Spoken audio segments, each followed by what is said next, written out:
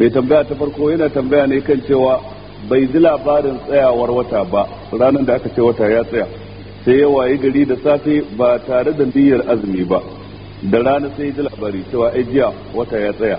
Me ya kamata ya yi? Abin da ya kamata ya yi a nan take zai kulla niyyar daukan azumin watan Ramadan. Idan ya fara cin abinci sai ya daina, in bai riga ya fara ci ba zai ci ba. Ya kulla niyya a nan lokacin da ya ji labarin tsayawar ganin wata, ba zai ci ba zai sha ba har sai rana ta faɗi. Sannan kuma azuminsa ya yi bayan sallah, baya bukatar ramuwar ko guda ɗaya. Wannan shine zance mafi inganci wanda ke goyon bayan hadisai riwayar Abdullahi dan Umar da Salma bin al-Akwa a cikin Sahih Bukhari a kitabus Siyam.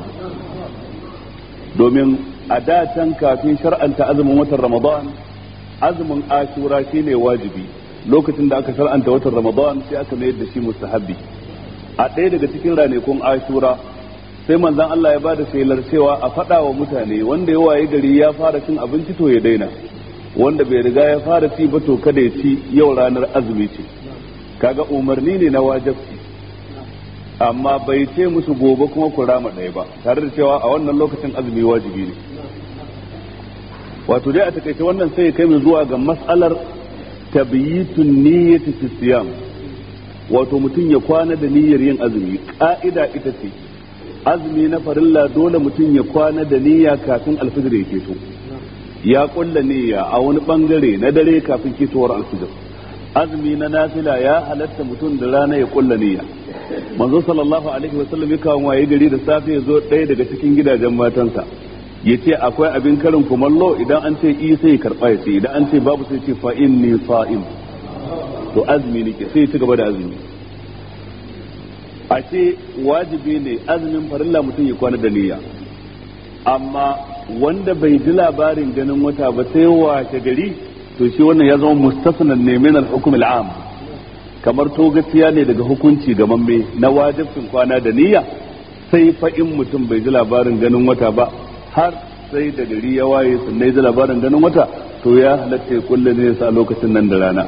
Amma yana da labarin wata ya tsaya bai kulle niyya ba, sai wace gari da rana ya ce zai kulle niyya, to bai da azumin wannan yinin, dole sai ya rama shi. Ina fata an fahimta. Mutum ne ya zo masallaci lokacin da limami yana hudubar juma'a, zai iya yin sallar nafila ko ba zai yi ba? Zance mafi inganci zai yi sallar nafilansa, ba ma wai ya halatta ya sallar nafila ba, dole ne yayi, don hukuncin yin wato tahiyatul masjid wajibi bisa ga zance mafi inganci. Hadisi ya tabbata cikin sahih Muslim, manzo Allah na cikin huduba wani sahabi ya zo ya zauna, sai manzo Allah ya ce da shi as-sallaita raka'atayn, kai sallar raka'o'i guda biyu? Yace a'a. Sai ce tashi kai sallar raka'o'i guda biyu.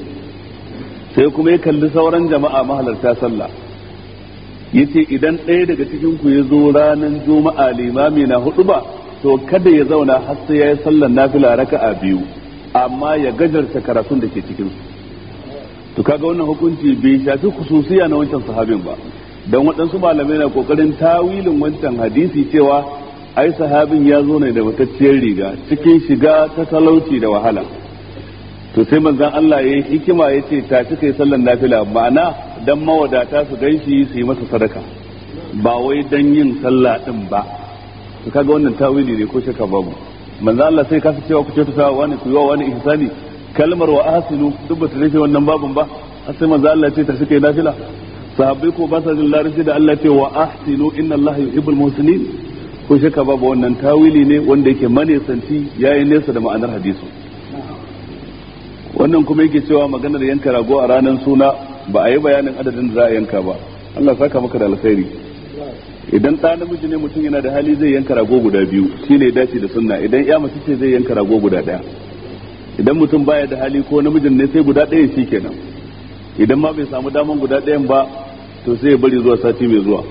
In sati mai zuwa bai samu ba, sai ya bari zuwa sati na uku. Sati mai zuwa idan bai samu ba shikenan ya faɗi a kansa, ba wajibi bane, ba a ce ya ci bashi ba. Wato addinin musulunci yana da sauki, kar mutum ya matsanta kansa. Ma ja'ala alaikum fid dini min harajin millata abikum Ibrahim. Wace fadakarwa za a yi game da mata da suke sa matsatsun kaya da suke matse jikinsu su bayyana al'auransu, musamman a manyan makarantu na game da sakandare kamar jami'a da sauransu. Fadakarwar da zan yi musu a takaice abin da ya tabbata cikin hadisi na manzo sallallahu alaihi wasallam yake cewa sayakunu fi akhir zaman nisa'un kasiyatun ariyat, a ƙarshen zamani za a samu waɗansu mata suna yawo ga tufafi a jikinsu amma a tsirara suke. Ibn Abdul Bar wajen fassara wannan hadisi yace tufafin nasu bai rufe al'aurarsu ba. To dukan tufafi kuwa yakan zanto ya cika sharadi na hijabi in ya zanto wadatacce ta ya rufe ko ina a jikinki in banda tafin hannu da kewayen fuska. Duk wanda zira'in hannunta yake waje, gashin kanta yake waje, wuyanta yake waje, kaurinta ke waje, ma'ana a tsirara suke tafiya kenan, ta suna cikin kasiyatun ariyat. Ha kuma idan tufafi ya matse jiki ta yadda yana nuna dukkan wani wuri da ke da tudu a jikin ya mace tana cikin kasiyatun ariyat, ga ta da tufafi amma tsirara take dan ƙara miki kyau yake ya fito da ke ya sa a rinka kallon ki. Ha kuma idan tufafin ya zanto yadin da aka yi shi ba mai gaman mai saka bane, mai shara-shara ne, ta yadda ga yadin amma kana ganin abin da ke ciki, tana cikin kasiyatun ariyat. Ha kuma idan mace ta sanya turare ko mai shafawa mai kanshi, wannan kaya an tsine mata har zuwa lokacin da za ta dawo gida. Haka manzo Allah bai da cikin hadisi. Su waɗannan kasiyatun ariyatun din sai manzo Allah ya ce il'anuhunna fa innahunna mal'unatun, ku tsine musu domin su din tsinannu ne. Kai aikin ba karami bane ba. Sai kuma yace wallahi la yajidna rihal janna, yace wallahi ko kamshin aljanna ba za su ji ba. Wa inna rihaha la yujadu min masirati kaza wa kaza, tare da cewa kamshin aljanna ana jin shi tun daga ratar tafiya wuri kaza zuwa wuri kaza, haka ya faɗa a wannan riwaya. Amma a wata riwaya ya fassara min masirati 500 am, ana jin kamshin aljanna tun tsawon tafiyar shekara tafiya 500 ana jin kamshin aljanna. To su kamshin aljanna ma ba za su ji ba. Da haka ya yar uwa musulmi, ki suturce kanki, ki tsare mutuncinki, ki tsare mutuncin gidanku. Abin da yake wajibi ga iyaye su tilasta wa ƴaƴansu, yayye su tilasta wa kannansu, mazaje su tilasta wa matansu yayin da za su fita gida su fita ta mutunci wanda za su rufe jikinsu, kar su zanto kasiyatun ariya, gasar tufafi amma kuma a tsirara, domin in sun shiga wannan sun shiga babin an tsine musu. Sannan lalle hijabi ya zanto ba irin cosmetic hijab bane ba na ado bane ba, kaya ne ba yabo ba fallasa, ba zaben sarauniyar kyau zaki ba. To ai wulakanta kai ne ma ki fita a tsirara, gashin kanki a waje, kuma da an yi magana ta dariya da wanda ba dariya ba ki yi dariya, ki yi murmushi, ki shafa hoda, ki shafa jambaki, ma'ana kamar kina kada kanki kararrawa kina cewa gani for sale, ina mai saye. Wannan rashin mutunci kenan, rashin kyautawa kenan. Sannan kina cikin la'antar ubangiji, sannan kina cikin kaskanci ranar tashin kiyama, sannan duk wani mai mutunci ba zai sha'awar ki ba. Sannan kin zama araha, da wanda ya kai matsayinki da wanda bai kai matsayinki ba kowa na iya taya ki. Yadda kika san abincin da ya kwantai mai shi na neman kai da shi, haka kika zama araha a gaban maza. Kowa ya rena ki, kada ki dauka cewa burgewa kike, kada ki dauka cewa cinyewa ne. Ma'ana da ke da fulawa da aka shuka a bakin titi dan tayi wa titi ado duk matsayin ku daya, ke ma kina yi wa titi ado. Da wanda ya bada kuɗin sadaki da wanda bai bada sadaki ba kowa na kallon ki a araha. Mai mutunci ita ce wanda ba wanda zai kalli inda za a yi sha'awa a jikinta sai ya biya sadaki. A sisirce cikin mutunci, wannan ta san mutunci kenan. Amma ke matar kowa duk inda kika wuce mayu suna binki da ido. In ma wani bai gani ba sai zunguri dan uwansa, ga ta nan ga muguwar nan ta. Don me amfani ki?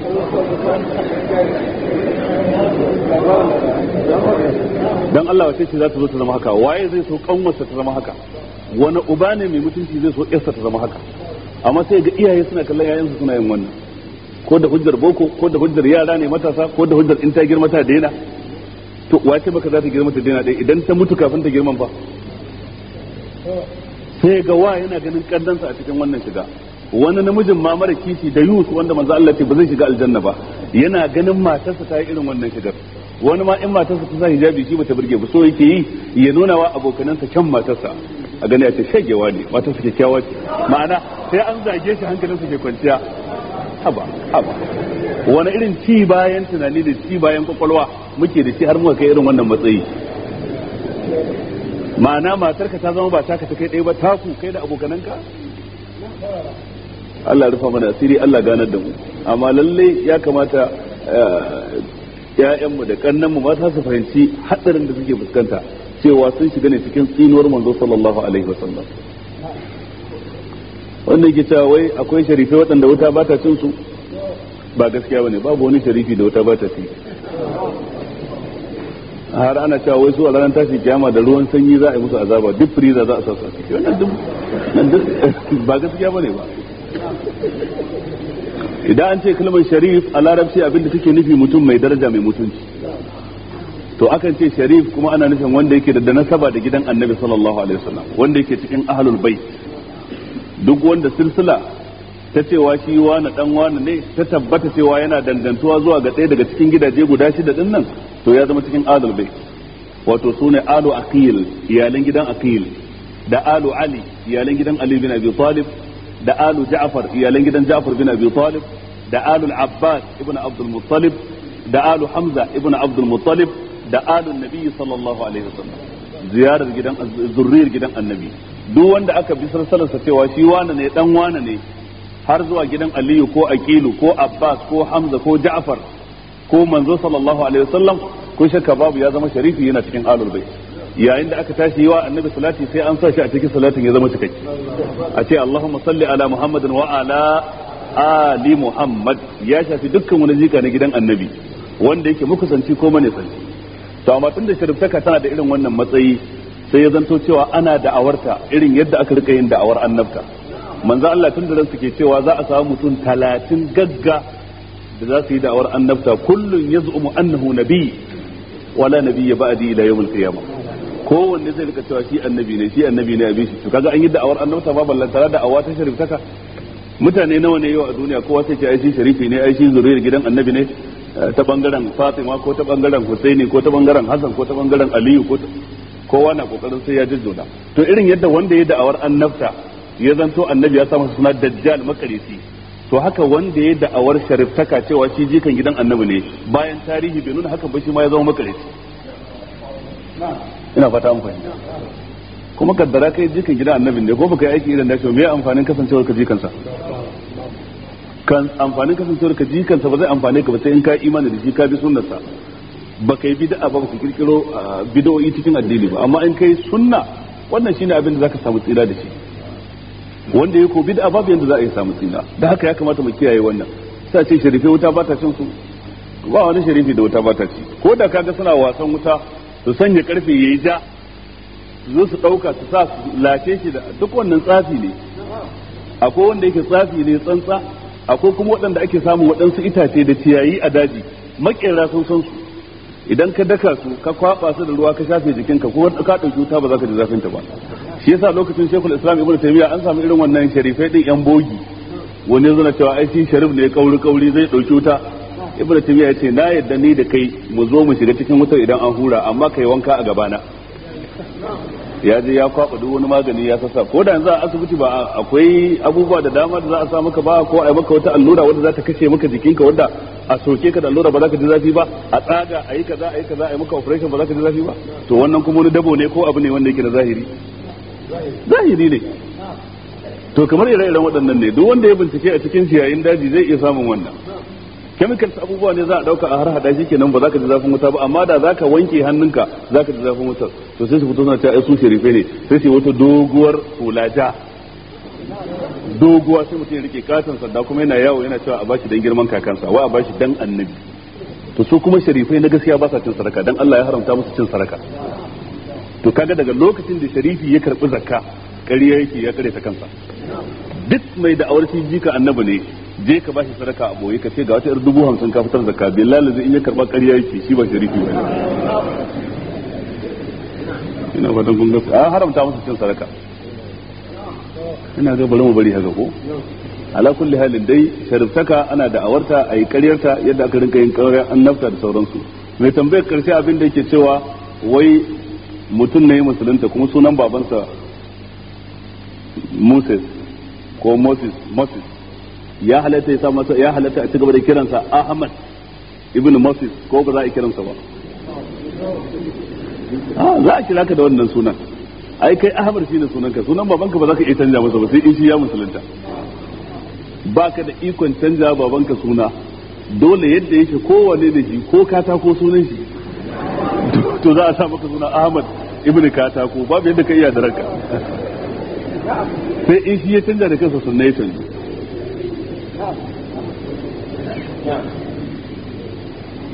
Tambayar karshe yake cewa su yan ataba akwai matsala da take damu su, shine za a ga suna daukan mata ko kuma su dauki mutum su kai shi gidan giya, ko su dauki mutum su kai shi coci, ko su dauki mutum su kai shi wurin wani sabo. Me ya matsayin irin waɗannan abubuwa da suke?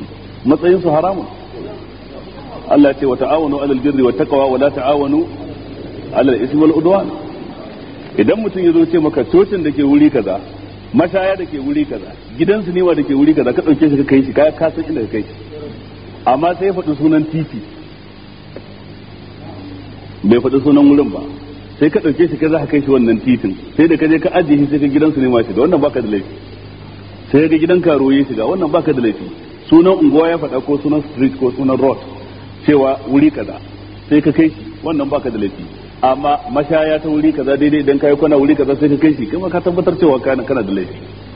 To amma daukan mata wannan shi kan shi ne yake cikin babbar matsala, domin wahalar su shine idan ka ce kar mata su hau a taba gaba daya, to za a samu matsaloli sosai a cikin rayuwa. Akwai unguwanni na nesa daga gari inda motocin haya kamar irin yan bus da yan taxi ba sa zuwa, dole sai yan a taba ne suke zuwa. Kila ko mace za ta bukaci tasowa daga can zuwa asibiti ko zuwa wani wuri, to kaga akwai wahala ta tafi a kasa, ba za ta iya ba.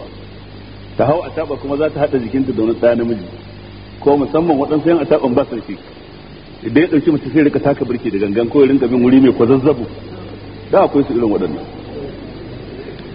To kaga nan guna akwai matsala, ko shakka babu mace jikinta ya taba jikin ɗa namiji akwai haramci. To amma ta tafi a ƙasa wuri tafiya mai nisa wanda ba zai iya wata ba, ko kunci mai tarin yawa, a nan gudun sai a ce fattakullaha mastafa'atu. Ita idan za ta hau bayan mace din ta tabbatar ba irin yan gada-gada din nan bane ba. Akwai yan ataba wanda suke yan gada-gada da ka gansu da kananan kaya sun sa wani bakin gilas a idan su, kaga za a yi tsiya da su irin waɗannan. Akwai waɗanda za a gansu cikin mutunci da riga da hula, duk wanda kaga ya kafa hula yana ataba to ai ba zai gudun da hular za ta faɗi ba, zai tafi a hankali, ko ba haka ba, ba kuma zai ganganci ba. Ma'ana dai fattakullaha masfatun. Amma a irin wannan yanayi gwamnati ce ya zama wajibi akan ta samar da ababen hawa wadatattu da za su rinka daukan mutane daga wuri kaza zuwa wuri kaza. Gwamnati ce ya zama wajibi akan ta dan kwatanta dokar Allah a ban kasa ya kasance ta samar da motocin haya waɗanda suke keɓantattu na mata, kamar yadda aka yi a waɗansu jihohi din, kamar jihar Zamfara da jihar Kano da waɗansu wurare an samu gwamnatoci sun ɗanyi, kuma an samu waɗansu ɗaiɗaikun masu arziki su ma sun ware motocinsu domin ɗaukan mata.